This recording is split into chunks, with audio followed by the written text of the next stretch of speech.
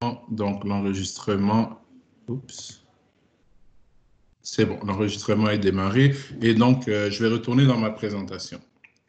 Donc, avant le break, on avait fait excusez-moi, on avait fait le tour ici de la structure, pardon, on avait fait le tour du matériel physique et des protocoles de communication qui allaient interrelier ce matériel physique-là pour notre cours de Robot 2. Évidemment, puisqu'on n'a pas la possibilité d'avoir un vrai automate physique, un vrai robot, donc, on va travailler avec nos machines virtuelles qu'on devra faire la partie automate ou SCADA et évidemment avec la machine virtuelle de RoboGuide qu'on devra faire la partie robot.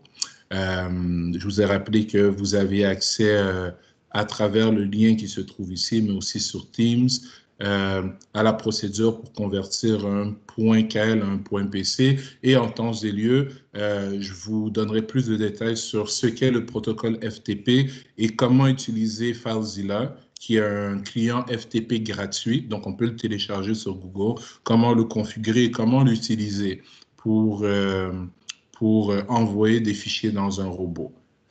Pas juste un robot Fanuc, mais pas dans un robot, mais comment utiliser FileZilla pour envoyer des fichiers dans un répertoire spécifique sur un serveur FTP.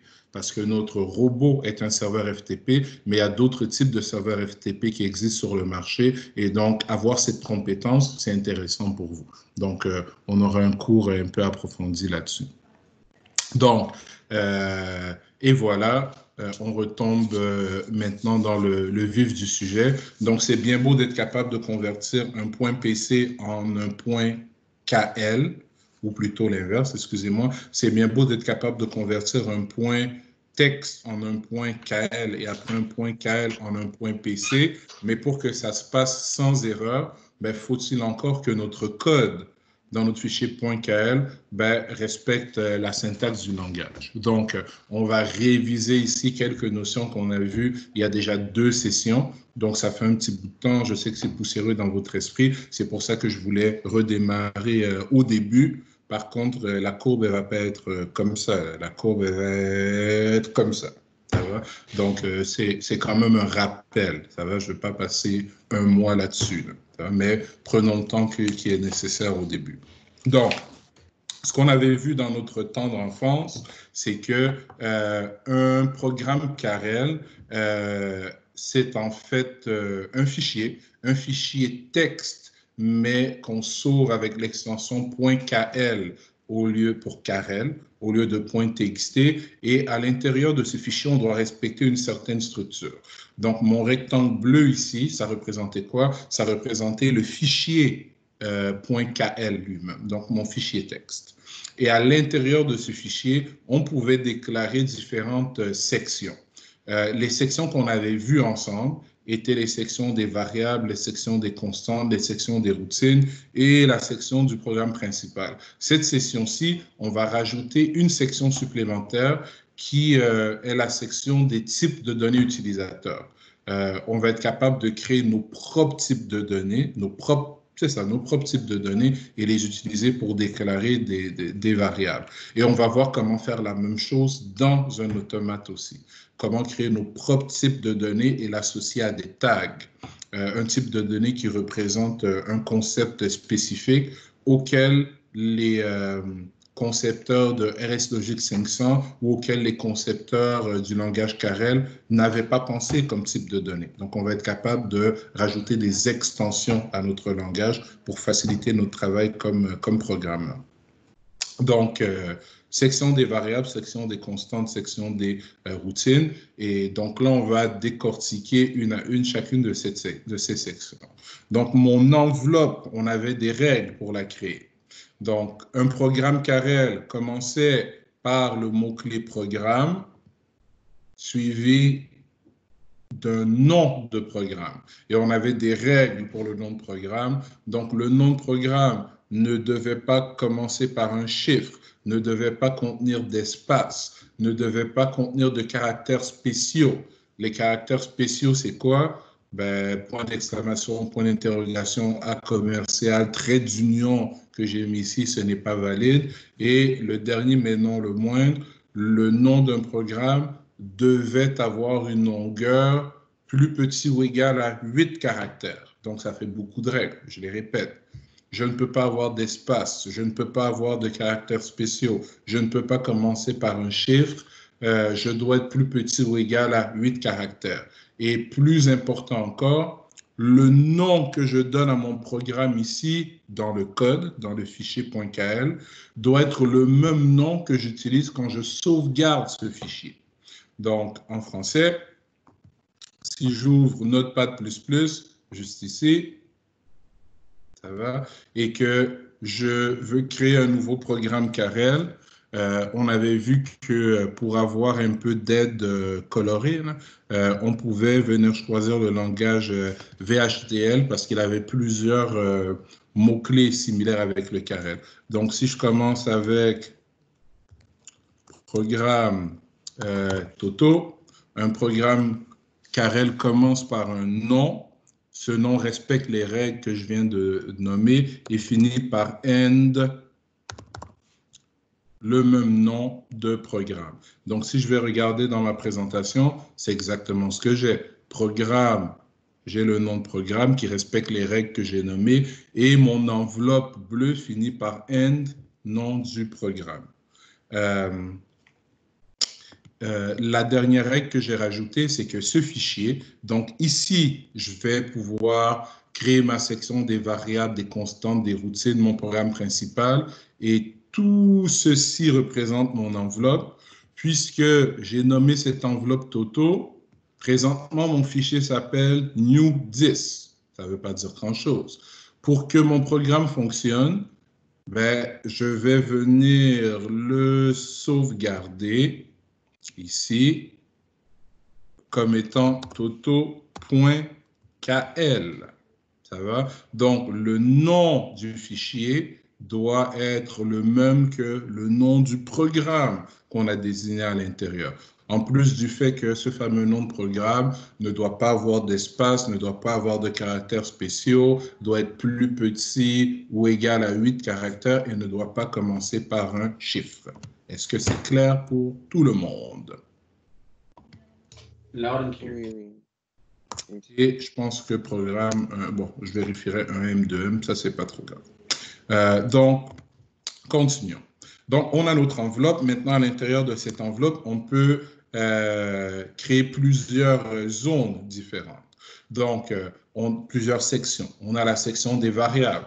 Donc, la variable, ce qu'on avait expliqué, c'est que la variable est synonyme d'un tag dans ce que vous faites en programmation dans un automate. Donc, si je remonte à vos premières expériences en programmation d'automate, Micrologix 1200 avec RSLogix 500, quand on voulait une variable de type integer, c'était quoi le type de données qu'on utilisait dans RSLogix 500? La question est posée à l'auditoire. C'est F7 quelque chose? N7. N7. N7. Une valeur réelle, donc c'est un F8, un timer, c'est un T5, un compteur, c'est un C4, un booléen, donc un binary, c'est un B3. Donc, tous ces types de données représentaient un certain espace en mémoire. Le même concept existe quand vous utilisez RSLogix 5000. Donc, quand vous voulez créer un tag, vous devez choisir le type de données associé. Est-ce que c'est un tag de type integer? Est-ce que c'est un tag de type double? Est-ce que c'est un tag de type string? Etc., etc. Donc, ce concept-là, il existe partout en programmation. Donc, en Carel, on donne un nom de variable ou un nom de tag et ensuite, on met 2 points et on donne le type de données qu'on veut associer à ce nom de variable. Donc, le type de données dicte quelle quantité d'espace mémoire doit être associée à cette variable-là. Et comment est-ce que le compilateur WinOLPC sait qu'on est en train de déclarer une variable? C'est qu'on spécifie le début de la section de déclaration de variable avec le mot-clé var. Donc, si je vais dans mon fichier ici, ben, ça ressemblerait à quelque chose comme, vous savez quoi, je ne vais pas prendre un fichier au hasard, prenons un vrai fichier, prenons un vrai exemple. Préparation de cours, robotique, RBA. Est-ce qu'on a un point KL là-dedans? On va en trouver un.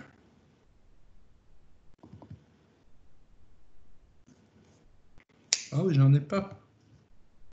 C'est étonnant, ça. Donne-moi 2 secondes. Tiens, solution là, 2.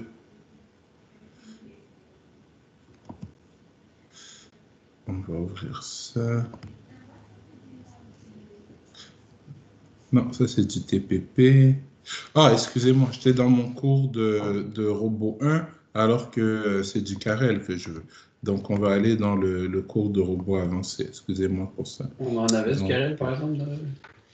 Oui, mais pas dans Okay. pas dans ce dossier partagé. J'ai pas tout mis à l'intérieur encore. Donc, un exemple de Carrel ici. Parfait. Donc, on voit, je commence par programme avec mon nom de programme et ça finit avec le même nom de programme. Et je vois ici le début de ma section de variables où on déclare ici plusieurs types de variables. Donc, ici, on déclare un tableau. On va voir ce que c'est que des tableaux cette session-ci. Donc, on voit le nom de ma variable et le type de données, un tableau de XYZWPR. On voit le nom de ma variable qui est repos et on voit le type de données associé, une variable de type position. Ici, on voit plusieurs variables déclarées sur la même ligne. Je peux faire ça en les séparant par des virgules seulement et seulement quand toutes ces variables ont le même type de données. Donc, quand on regarde le pattern, ben, ça ressemble étrangement au pattern qu'on voit ici. Un nom de variable suivi de 2 points, suivi du type de données associées. Donc, c'est important de retenir cette syntaxe pour la déclaration de variable. Ça va? Donc, Toto ici. Donc, si je veux créer des variables, je vais avoir mon mot-clé var. Et on se rappelle que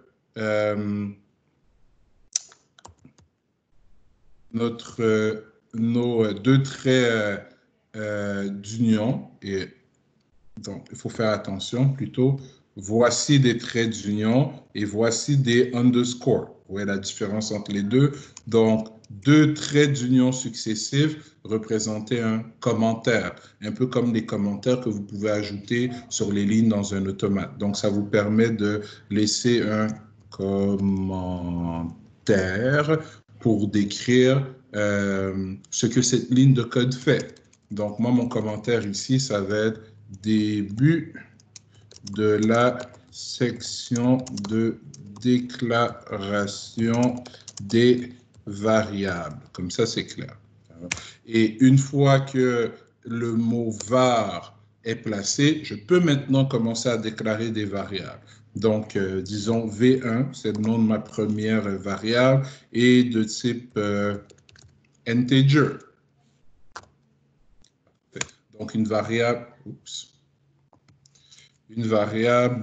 de type entier. On pourrait avoir V2 de type real. Donc, un nombre à virgule, un peu comme le F8 dans les Micrologix 500. V3, une variable de type position.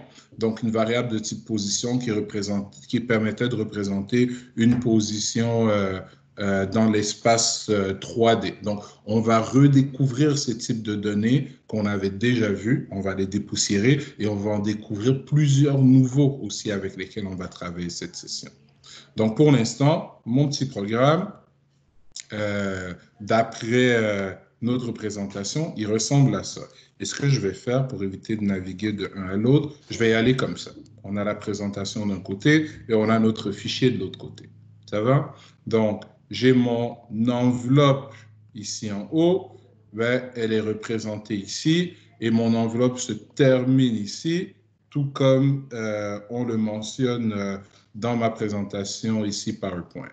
Ensuite, j'ai le début de ma section de déclaration de variables qui se trouve ici, dans un vrai fichier Carrel, suivi d'exemples de déclaration de 3 variables différentes, de 3 types, avec des types de données différents, pour vous montrer comment je peux prendre la syntaxe générique qui est ici dans la présentation et l'appliquer concrètement à des vrais types de données.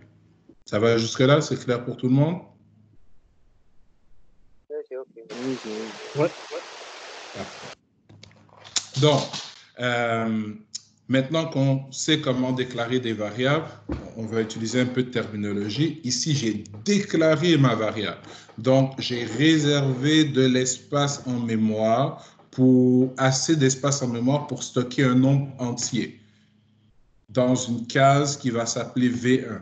Mais est-ce qu'il y a un chiffre présentement dans V1? V1 est vide, j'ai juste réservé de l'espace. Donc, déclarer une variable, c'est réserver une certaine quantité d'espace pour une information qu'on va y mettre par la suite. Et initialiser une variable, c'est initialiser une variable ou affecter de l'information à une variable, c'est mettre concrètement de l'information dans cette variable, ce qu'on ne peut faire que dans une routine ou dans le programme principal. Donc, après les variables, on a les constantes. Donc, comme on le voit ici, comment est-ce que le compilateur WinOLPC, c'est qu'on a fini de déclarer des variables et que le texte qui suit représente maintenant des constantes, c'est dès qu'il voit le mot-clé const. Je viens de dire quelque chose d'important ici, je viens de parler d'un mot-clé. Donc, var est un mot-clé du langage Carrel, const est un mot-clé du langage Carrel, programme est un mot-clé du langage Carrel, end est un mot-clé du langage Carrel. Donc, aucune variable, aucun nom de routine ne peut contenir ou utiliser un mot-clé du langage. Ça va, c'est très important. Donc, const, qui déclare le début de la section des constantes, et je vais déclarer quelques constantes. Donc, une constante, c'est une variable dont je connais le contenu dès le départ et ce contenu ne peut pas changer. Je donne un exemple. Je vais créer la constante pi. Pi égale 3.14. Donc, j'ai un nom de constante égale la valeur que je veux insérer à l'intérieur de cette constante. Donc, à l'interne, mon compilateur, il va faire quoi? Il va créer une variable qui s'appelle pi, une variable de type real. Comment il va savoir? Ben parce que 3.14, c'est un nombre réel. Et la particularité d'une constante, c'est que si dans mon programme, j'essaie de modifier le contenu de ma constante, ben ça va exploser, ça va générer une erreur. Parce qu'une constante est constante, elle ne change pas une fois que je lui ai donné sa valeur de départ. Ça va? Donc, je pourrais en faire une autre. Je pourrais faire, tiens,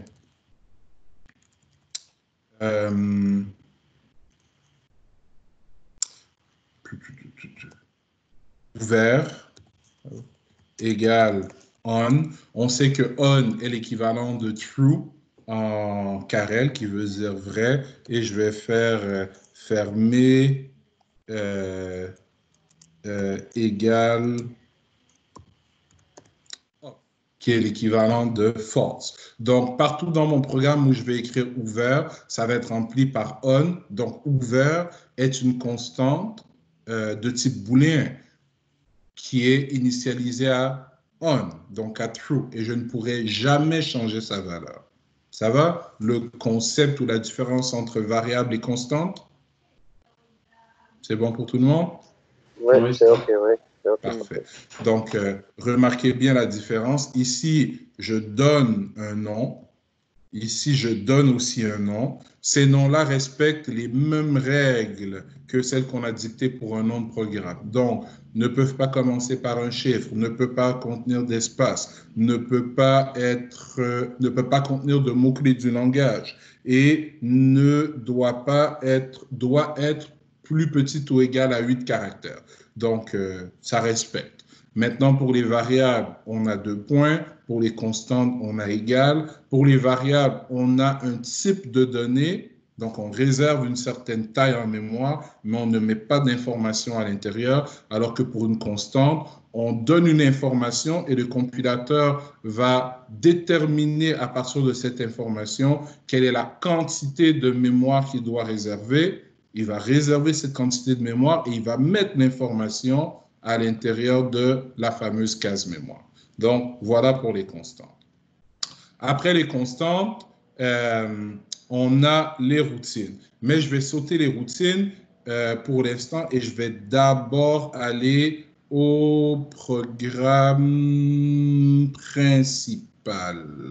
Donc, mon programme principal commence par begin et qui finit. Je vais faire. Vous constatez que je fais ce que j'avais l'habitude d'appeler de l'indentation. Vous voyez mon programme?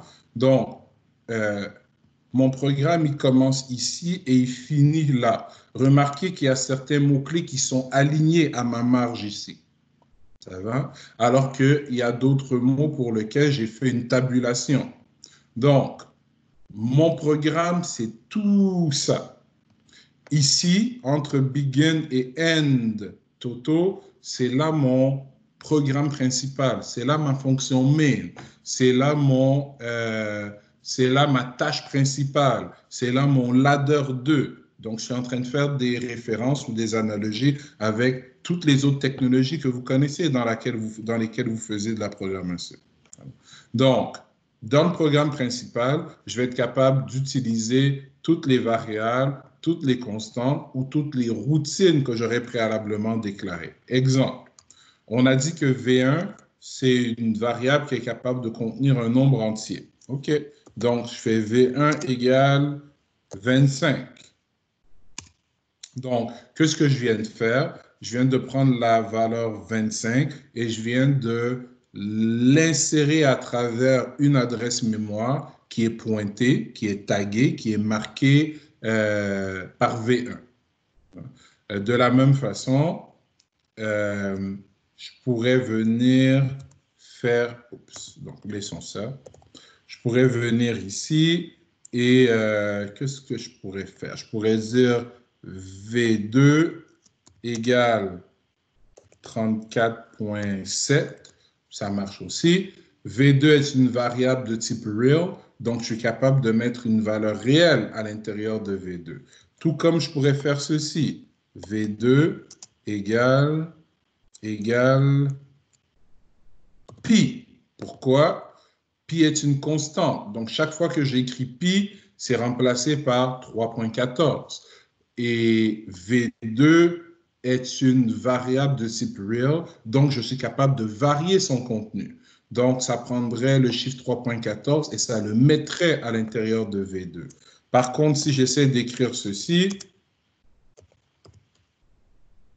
explose royalement. Pourquoi? Parce que j'ai déjà donné une valeur à ma constante pi, et une fois qu'une constante contient une fois qu'on a assigné une valeur à une constante, dès qu'on essaie de modifier cette valeur, le compilateur génère une erreur. Pourquoi? Parce qu'on essaie de modifier quelque chose pour lequel on avait demandé de rester constant.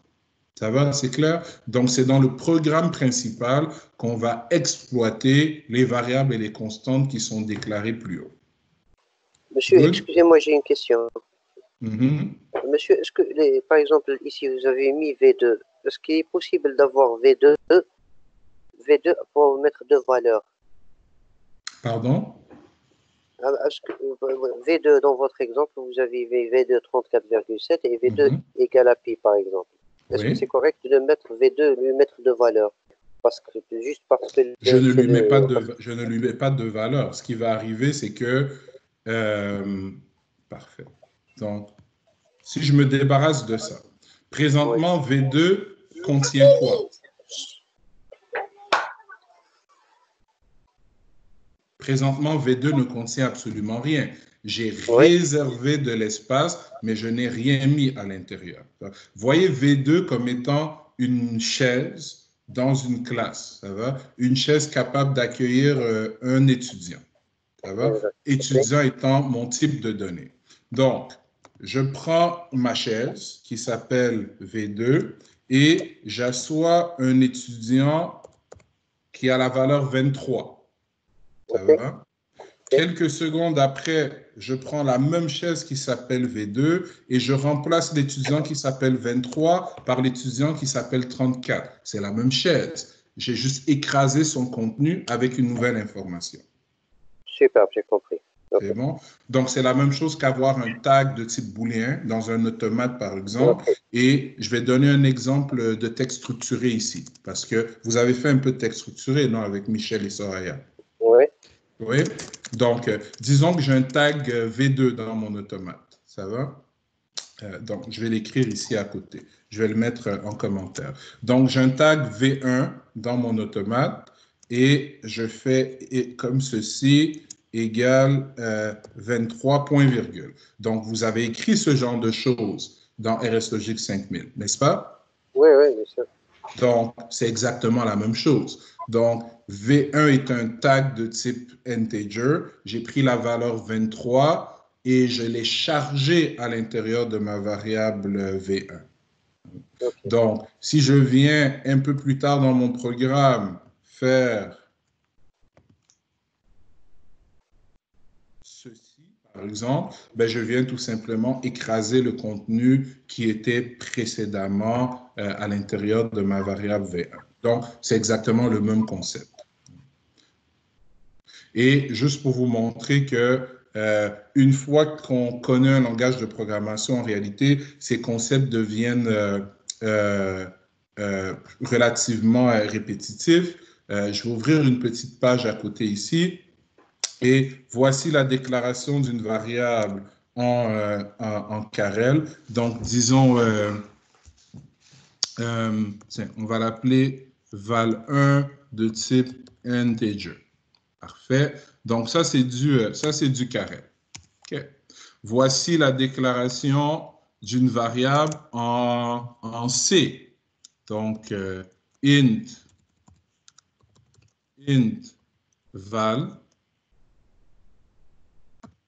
Voilà, je viens de déclarer une variable en C. En fait, en C, en C++, en C#, en Java, c'est la même syntaxe pour déclarer un nombre entier. Et là, juste pour votre bénéfice, je vais déclarer une autre variable de type integer dans un autre langage encore, en VB, en Visual Basic. Donc, dim val as integer. Encore un autre exemple. Je vais y aller en Kotlin. Kotlin, c'est un langage qui permet de développer des applications mobiles sur Android. Donc, ça va être val, ça va être var, val, integer, de cette manière. Donc, quand on regarde ces différentes lignes de code, quand on regarde ces différentes lignes de code, oui, elles sont différentes, mais est-ce qu'elles sont vraiment si différentes que ça en termes de concept? J'ai toujours une étiquette et j'ai toujours une manière d'indiquer le type de données.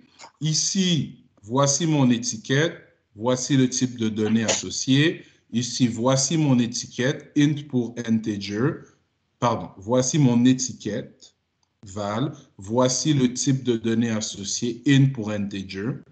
Ici, en Visual Basic, ben, on a le mot-clé dim qui veut dire dimension, donc dimensionne, réserve-moi de l'espace pour une variable qui va s'appeler val et qui va être de type integer. C'est ce que ça veut dire. Et ici, en Kotlin, donc var pour variable. Donc, je veux créer une variable qui s'appelle val et qui est de type integer.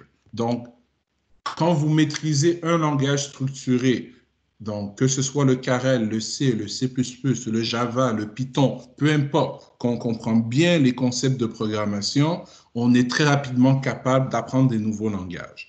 Donc, que je sois en train de donner un cours de robotique en faisant du Carrel, ou un cours de microcontrôleur en faisant du C, ou un cours de développement Windows en faisant du VB en informatique de gestion, ou un cours de programmation Android, ben pour moi, je raconte exactement la même chose. Je change juste un peu l'alphabet. C'est clair pour tout le monde? That's it. Ouais. Parfait.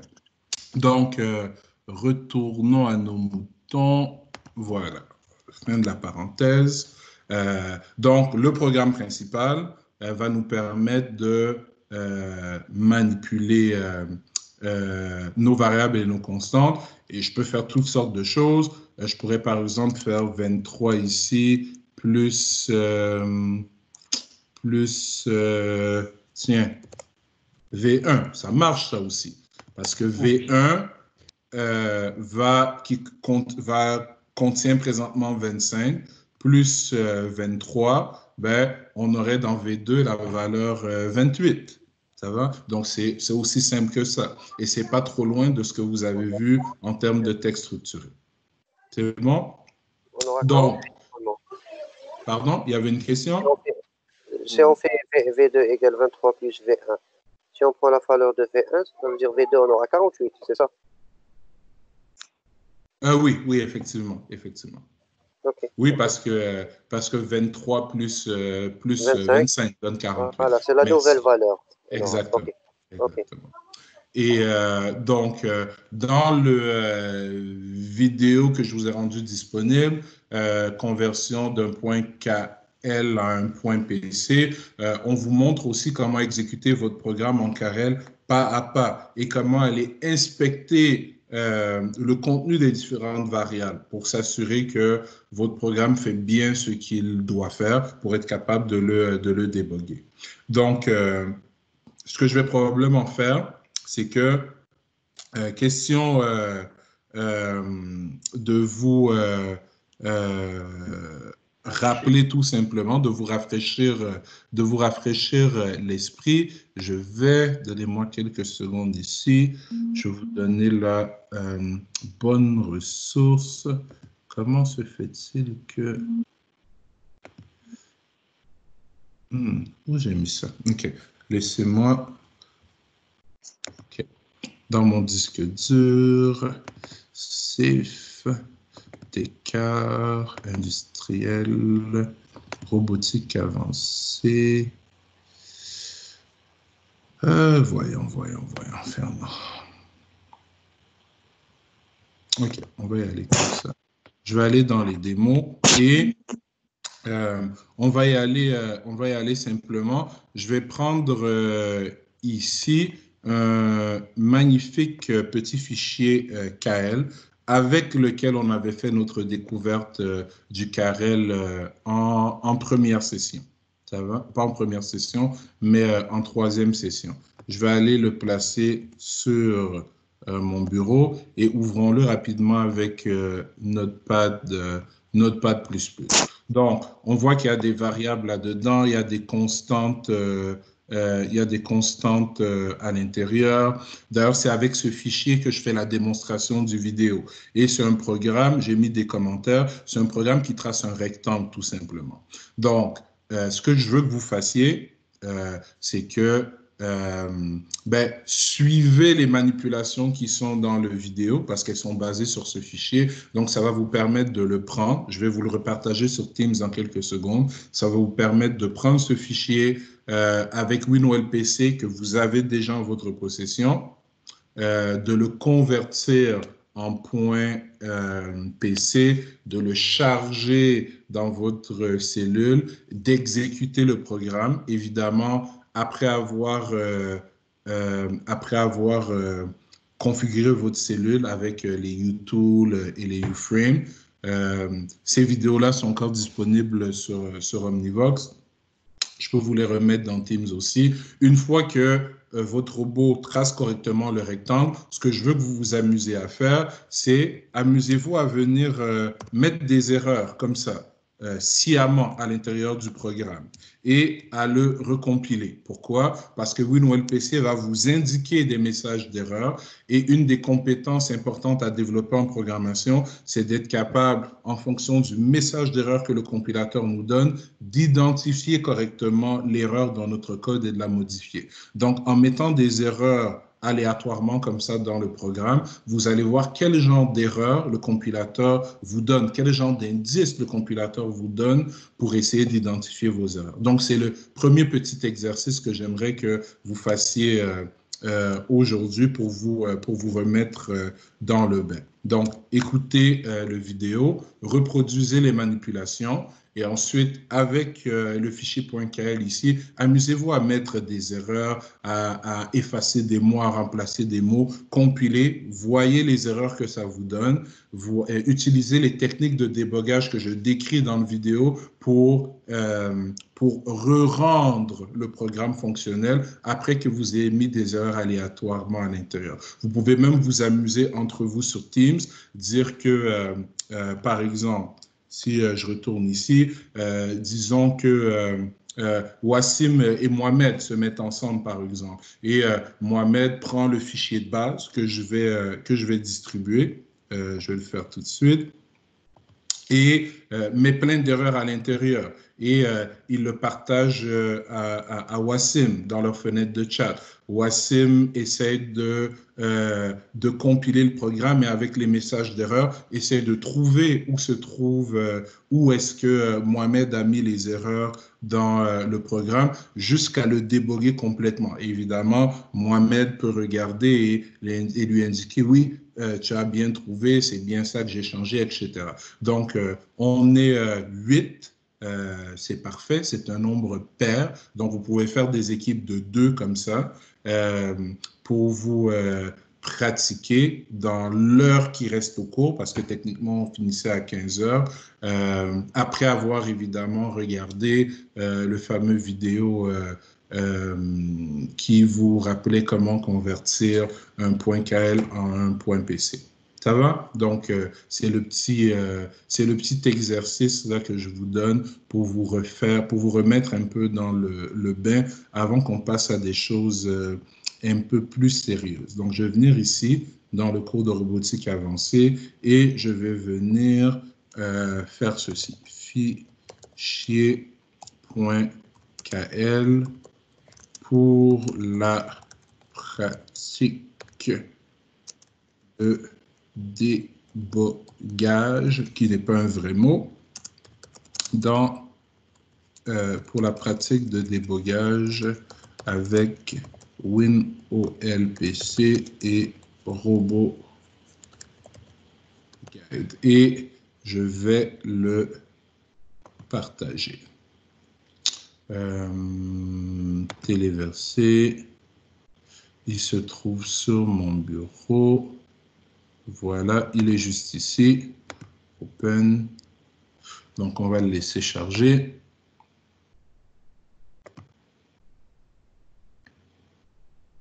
Parfait.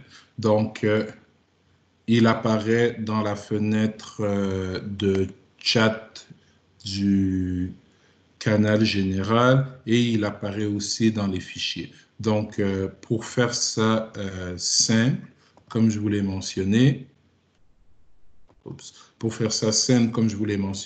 si je regarde par exemple la liste de participants ici, on peut y aller dans l'ordre tout simplement. Donc, Ashraf avec Arnaud, Laurent avec Mohamed Amin, Mohamed avec Omar, Sami avec Wassim. Ça va? Donc, prenez d'abord le temps de regarder le vidéo et ensuite, amusez-vous à injecter des erreurs dans le fichier de base que vous téléchargez, allez passer à votre partenaire, si on veut, en vidéoconférence, essayez de voir si votre partenaire est capable, d'après la démonstration qui a été faite dans le vidéo, de trouver les erreurs que vous avez injectées dans le fameux fichier. Ça va pour tout le monde? Oui, ça va, monsieur. Parfait. Donc, moi, pour aujourd'hui, je vais stopper l'enregistrement là-dessus et vous laisser digérer les notions, réinstaller vos guides, votre WinWall PC, etc., etc. Et nous revoyons vendredi matin. Ça va? Donc, vendredi matin, on va finir cette première présentation parce qu'on ne l'a pas fini. Je me suis arrêté au programme principal. On va parler des fonctions. Comment les déclarer, comment les appeler. On va parler des structures de décision, des structures de répétition. On fera encore un petit exercice groupé dessus et on va voir comment on avance de cette manière. C'est bon? C'est bon, c'est bon. Oui, parfait. Oui, c'est bon. Donc, je Monsieur, on peut quitter, monsieur. On peut quitter. Oui, vous pouvez quitter. D'ailleurs, si vous bon. voulez que l'enregistrement soit disponible rapidement, il faut tous quitter la réunion pour que l'enregistrement devienne disponible. Ok, D'accord. ok. Merci. Donc, Merci, bon monsieur. après-midi. Je reste Merci. disponible sur Teams pour du support si vous avez des questions. D'accord. Merci On va beaucoup. installer. Merci beaucoup, monsieur. Parfait. On va installer le RoboGuide et merci beaucoup. Super. Au revoir. Au revoir, au revoir.